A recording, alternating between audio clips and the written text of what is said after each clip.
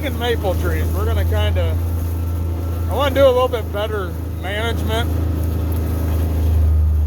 on our timber. One for deer hunting, and two is for maple trees.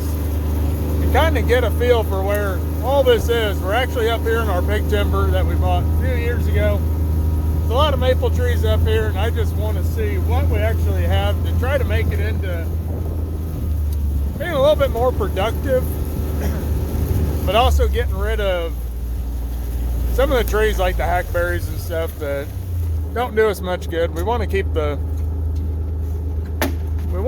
oak trees and stuff. You can shut it off. Four-wheeler's been having problems starting, so of course no one's open, so it is what it is. But Lee and I, we're up here tagging away on all of our trees. It's probably hard to tell, but as you can see, we got tags.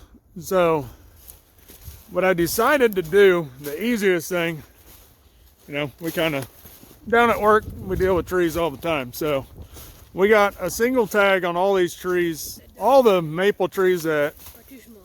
Yeah, they're too small. They're under that 10-inch, 12-inch DBH. And then we're double flagging all the ones that we're going to be able to tap this year. So that's what I want to be able to get figured out, a pattern or whatever. And then we can come up here with a wheel, kind of measure in between these trees that we're going to be tapping. Like there's one there, there's one over here. I got one over here, a couple I just haven't flagged yet.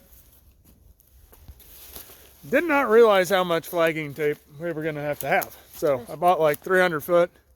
We went through 150 foot in no time. So I got the wife, she's actually working today. So she was going to stop and get another 600 foot because we're not going to be able to flag very much of this timber. No, and half of these are pretty big. Yeah, they get big pretty quick, but as you can tell, we just flagged this little bit here. Yeah, and we haven't done anything over there or anything past this tree here, so it'll be a lot. We got a lot of flagging. And I just now learned what maple trees look like. I had to find out what their bark looks like. Yep, figured out what the sugar maple looks like by the bark. So he's learned something today too. So we're gonna keep on flagging away and see kind of what we get to. So today, as you can see, we've got trees tagged all over, clear across the timber, clear over, way over there where that big dead tree is. And there's even more past that. But I didn't run out of tagging, but I've got enough tagged now that I know what we want to do. So all of our maple trees here that are going to get tapped have a double flag on them. Some of them, that bigger one there, it's obvious that one's going to get tapped, so it just has a single on it. But my whole point of this was to make it, those deer running through the timber there. But the whole point of this,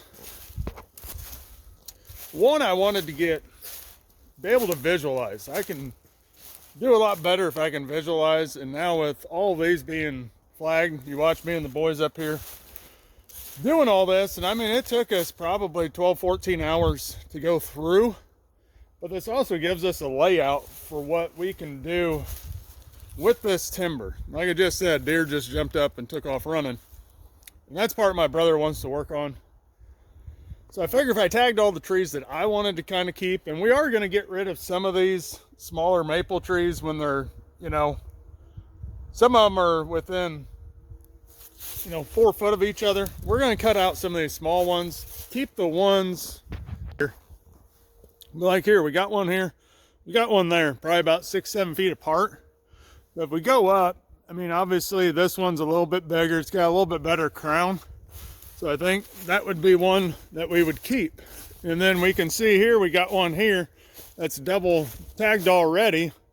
Well, you can see this one's damaged. We could get rid of that one and we could get rid of that other small one. And then that would open up, that would get rid of those two here. So that would open up the crown. This one here is just an elm tree.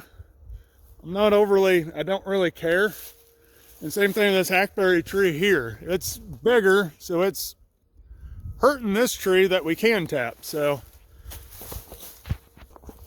that's kind of why I wanted to do this. And then once we're cutting these down, we could actually go through this timber. I showed you guys last year, we kind of hinge cut some stuff. And that worked great. It really brushed in an area for us. And that's kind of what we're thinking here. I mean, we got a ton of timber up here.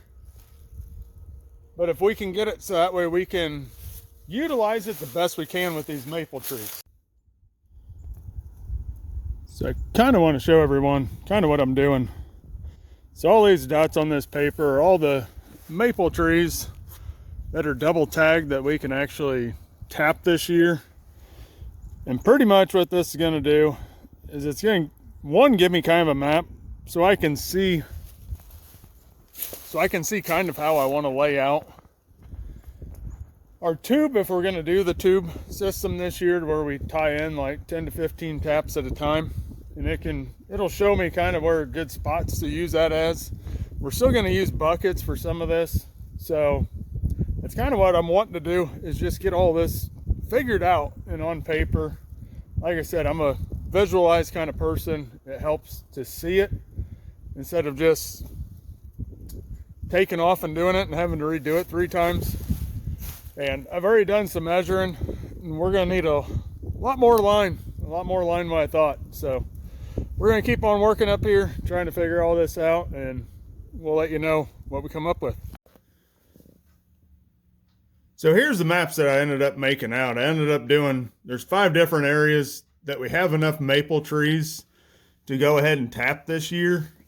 So I made up 5 different areas, but you can see some of these have a circle around them. Those are actually ones that we can double tap. And these 2 here are up in our bigger timber, that big timber that we've been working on. And as you can see, all the different dots and lines and everything, but on the west side of the timber, we got 31 taps we can put in. The east side, we've got 24 taps that we could put in. We've got down at our maple stand, we call it that. We got nicknames all over our property like most people do, but there's actually 36 taps that we could get down in that area. Then we got over at our willows, that we call it. It's our cut. And there's 34 taps that we could get in this area here. Then up here, this is what we call the sewer plant or chestnut orchard. And we've got 33 taps that can go on this piece of property as well. So right now, based off those maps, we're at 148 taps is what we can get in those maple trees that we have mapped out right now. So it's kind of where we're at. And the purpose of those maps was really to help us, 1, visualize, but 2, just to kind of know where all those taps are. And what we're actually going to do, we started running some line the other day. We found out we do need some more different tools, so we ordered those. They showed up yesterday.